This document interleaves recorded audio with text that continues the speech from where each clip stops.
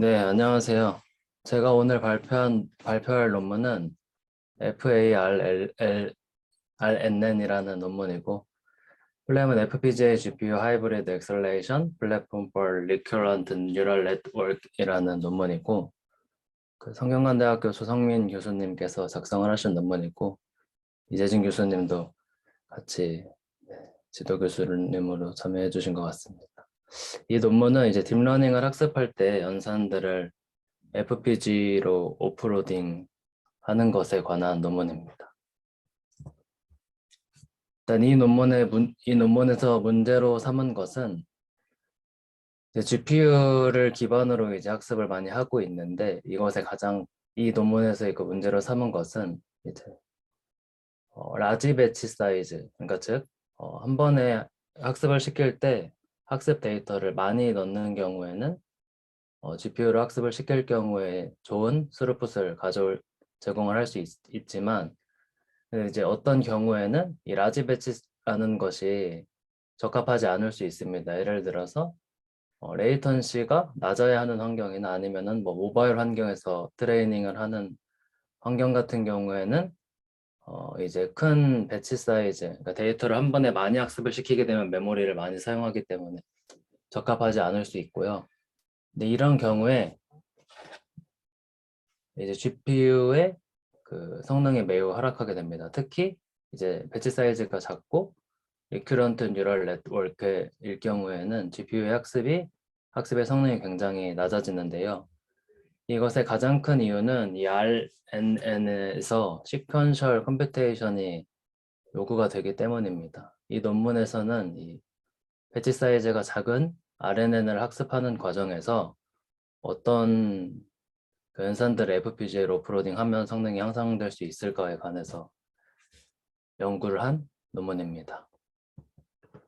일단 RNN에 대해서 간략하게 소개를 드리면 이 RNN 같은 경우에는 DNN, 그러니까 딥뉴럴 네트워크의 한 종류이고요. 이 타임 시리즈 데이터를 위한 DNN이라고 생각을 하시면 됩니다.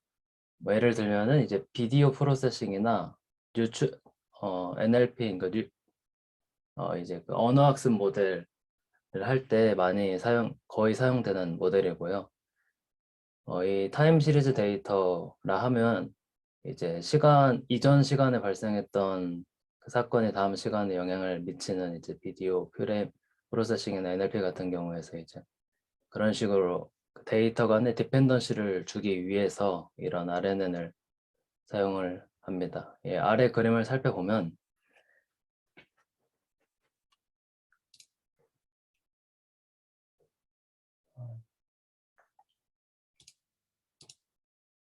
아래 그림에서 이렇게 이제 이 위에 부분이 다음 레이어를 말하는 거고 이 아래 부분이 이전 레이어를 말하는 건데요. 이 지금 그려져 있는 부분이 한 레이어를 표현을 한 거고 여기서 이제 이런 X1이 인풋으로 들어오고 Y1이 아웃풋으로 나오는 이런 연산을 실행한다고 할 때 이런 각각의 연산들을 이런 인풋들을 여러 가지의 그 스텝으로 나누고 시간을 기준으로 스텝을 나눈 다음에 이런 X1을 어떤 연산을 통해서 이제 Y1이라는 결과를 나오고 이 다음 X2라는 인풋을 넣어서 연산을 할 때는 여기서 이제 블록이나 셀이라고 하는데 이 블록에서의 아웃풋 값이 다시 인풋으로 들어가서 이런 식으로 이제 계속 이전 데이터를 가지고 학습을 진행을 해서 결과를 만드는 걸 말하는데요. 이렇게 이제 이전 데이터를 다음 블록에서 사용을 하다 보니까 이 RNN 모델의 경우에는 시퀀셜하게 작동을 해야 되는 부분이 많아지게 되고 특히 이제 스몰 배치 사이즈일 경우에는 이런 시퀀셜 컴퓨테이션 부분이 부각되기 때문에 GPU 기반의 플랫폼에서는 이제 성능이 많이 나오지 않습니다.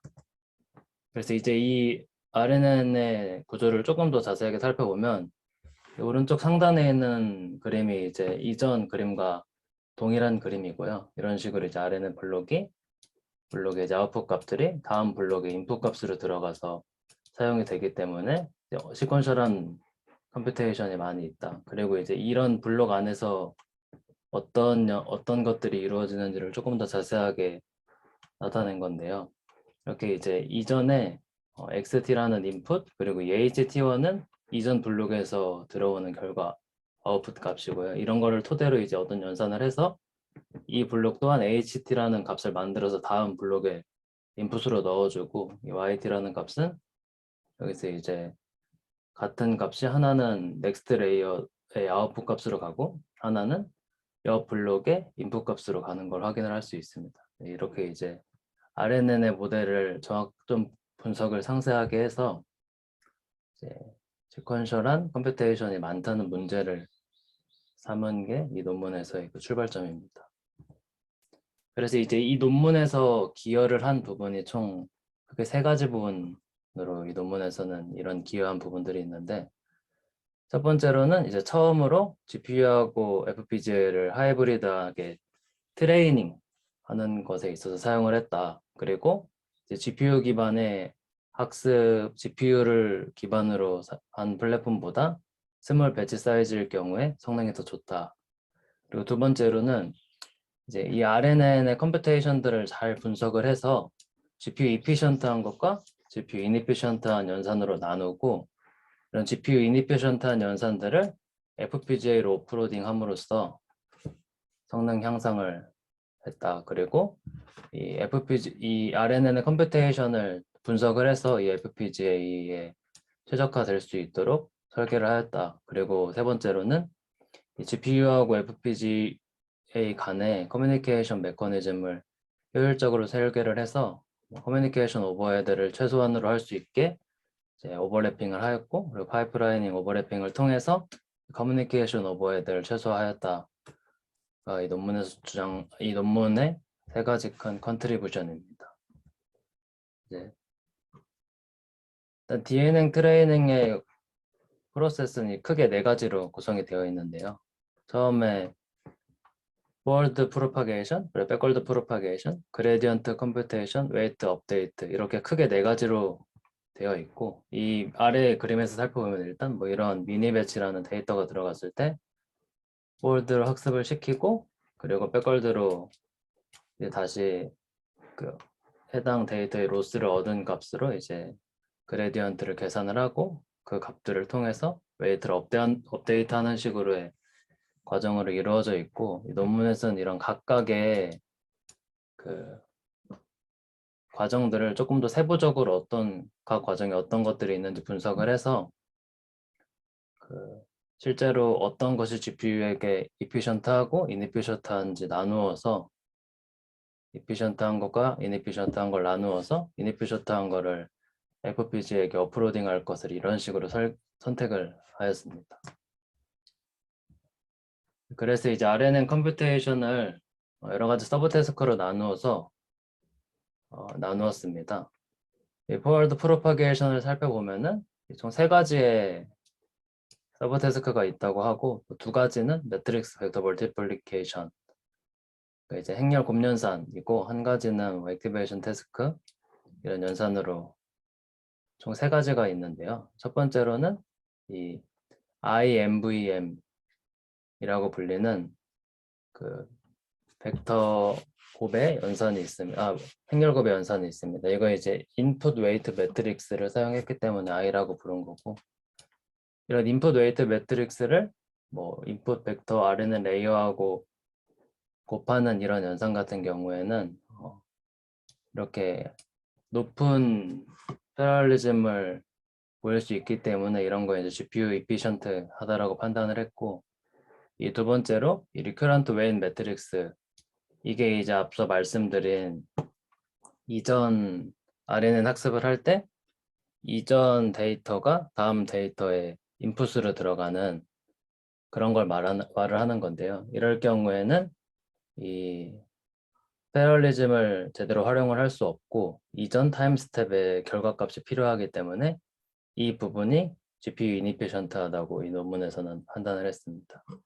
그리고 이제 액티베이션 태스크 같은 경우에는 이 IMVM과 RMVM의 이 결과값을 엘리멘트 와이즈 오퍼레이션을 하는 건데요. 이 액티베이션 태스크는 이 IMVM과 RMVM의 결과값을 사용하는 만큼 RMVM이 이 시퀀셜한 컴퓨테이션이니까 이 액티베이션 태스크 또한 시퀀셜한 게 동작을 해야 하기 때문에 이 RMVM과 액티베이션 태스크 두 가지를 FPGA로 오프로딩 하겠다고 결정을 했고 이 두 가지를 FPGA로 오프로드 하였습니다. 그래서 이제 아래 그림을 살펴보면은 이 동그라미 미리 쳐놓은 부분을 살펴보면은 이제 RMVM과 IMVM이 있는데 이 까만색 박스로 그려져 있는 부분이 액티베이션 태스크가 실행이 되는 거고요. 이 두 가지 연산의 결과값을 사용을 하기 때문에 이 부분 또한 RMVM과 마찬가지로 GPU에게 이니피션트하고 그래서 이제 RMVM과 이렇게 이제 액티베이션 태스크의 위의 부분을 GPU로 FPGA로 오프로드 하였습니다. 그리고 이제 그 다음 포워드 프로파게이션 다음에 백월드 프로파게이션 같은 경우에는 이제 앞서 말씀드린 세 가지 컴퓨테이션 서브 태스크가 동일하게 있어서 그 백월드 프로파게이션도 마찬가지로 그 RMVM과 액티베이션 태스크 두 가지를 FPGA로 오프로드 하였고 이 그라디언트 컴퓨테이션과 웨이트 업데이트는 실제로 이제 GPU가 이피션트하게 작동될 수 있는 부분이라고 하여서 이 부분은 따로 오프로드 하지 않았다고 합니다. 이 논문에서는 이렇게 분석을 통해서만 그 서브 태스크를 나누지는 않았고 실제 실험을 통해서 어떤 서브 태스크들이 실질적으로 GPU에게 좀 이니피션트하고 FPGA가 오프로드했을 때 좋을지를 실험을 통해서 검증을 하였는데요. 이 이밸류에이션을 진행한 환경 같은 경우에서는 이제 엔비디아 P100 GPU를 활용을 했을 때 배치 사이즈를 1부터 64까지 조절하면서 이 말씀드린 IMVM 그리고 RMVM은 포워드 프로파게이션 단계에서의 그 벡터 횡렬곱 연산이라고 생각을 하시면 되고 이 BW가 붙은 거는 백월드 연산에서의 같은 연산이라고 생각을 하시면 됩니다. 확인을 했을 때 IMVM 같은 경우에는 배치 사이즈가 작아진다고 해도 GPU의 성능이 크게 달라지지 않는 걸 확인을 할 수 있는데 이 RMVM 같은 경우에는 배치 사이즈가 작아질 경우에 GPU의 그 연산의 능력을 제대로 활용하지 못하고 성능이 많이 떨어지는 것을 확인을 할 수 있습니다. 이 논문에서는 배치 사이즈가 작은 환경, 거의 배치 사이즈가 이제 작은 배치 사이즈가 4일대까지 환경을 고려하였기 때문에 이렇게 GPU 배치 사이즈가 작아질 경우에 GPU의 성능을 제대로 활용하지 못한다는 것에 초점을 맞춰서 이 부분을 해결하기 위해서 연구를 진행하였습니다. 네, 그래서 이 논문에서는 이런 식으로 태스크들을 여러 가지로 나누고 각각 태스크들이 어떤 그 실험을 통해서 GPU에게 할당을 하고 FPGA에게 할당을 하는 식으로 해서 이제 FPGA에게 업로드 할 연산들을 선택을 했는데요. 네, 포월드하고 백월드 단계에서는 아까 말씀드렸던 것과 같이 IMVM 같은 경우는 GPU에게 할당이 되어 있고 RMVM과 액티베이션 태스크 같은 경우에 FPGA에게 할당이 되어 있고 그리고 이 두 가지를 제외한 나머지는 이제 GPU에게 그대로 할당이 되어서 학습을 진행을 하였습니다. 그럼 이제 이 FRNN 아키텍처에 대해서 살펴보겠습니다. 일단 아키텍처의 구체적인 그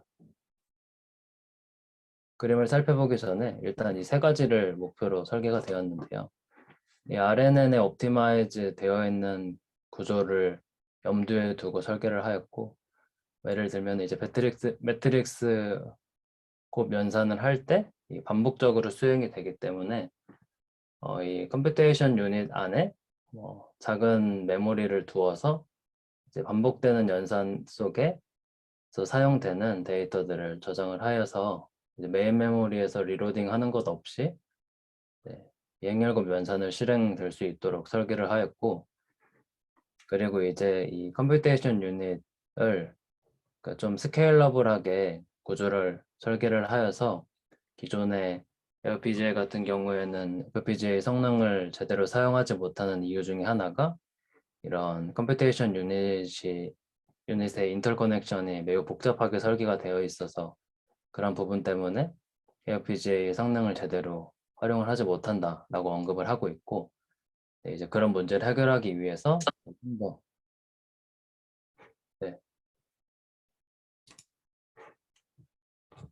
좀 더 간단한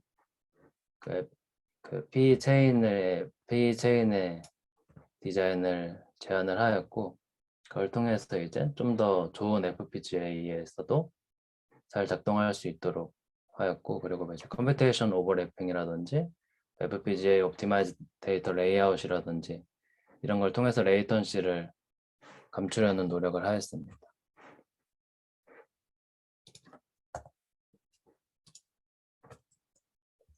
네, 아키텍트를 살펴보면은 이렇게 되어 있습니다. 아까 제가 이제 기존에 보여드렸던 그림에서 이 RMVM 연산과 액티베이션 태스크 연산 크게 두 가지를 할당을 FPGA로 목표로 하였다고 했는데요. 이 RMVM 같은 경우에 이제 MVM 유닛으로 구현이 되어서 이렇게 이제 구현이 되었고, 그리고 이 액티베이션 태스크 같은 경우에는 뭐 이런 식으로 설계를 하였다라고 나와 있는데, 사실 이 부분에 대해서는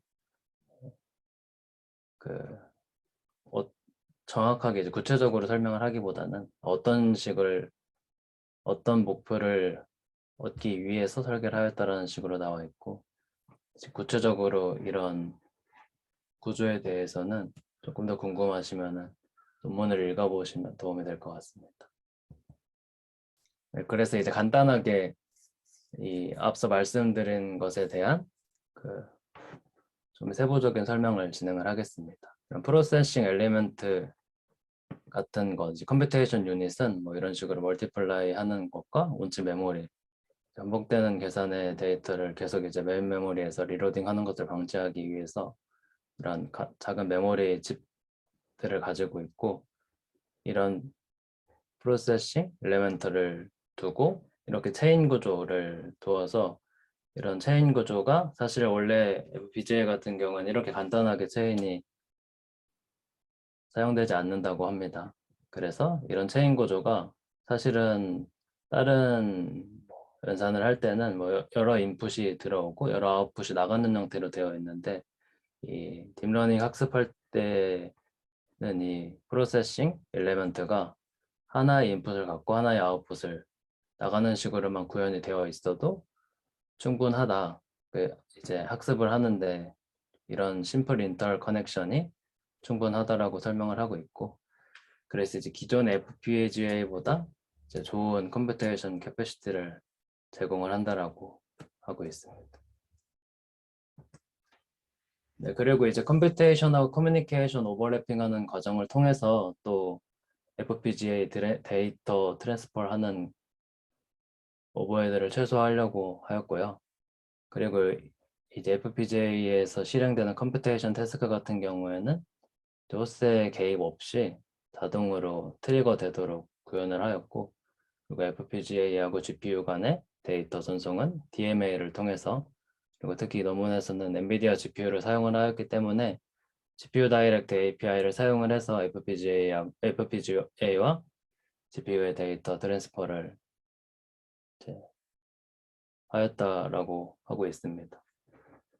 그리고 이제 포월드 프로파게이션과 백월드 프로파게이션 과정에 이런 태스크들을 GPU가 하는 일과 그리고 FPGA가 하는 일들을 나누고, 그리고 GPU와 FPGA가 하는 일들의 이제 디펜던시가 없는 연산들을 이런 식으로 포워드 프로파게이션보다는 백월드 프로파게이션에서 상대적으로 할 수 있는 연산들이 많다 보니까 이런 연산들을 이제 FPGA와 동시에 오버래핑 하여서 실행을 하는 식으로 커뮤니케이션 오버헤드를 최소화할 수 있도록 이런 식으로 이제 오버래핑 하였습니다. 이밸류에이션입니다.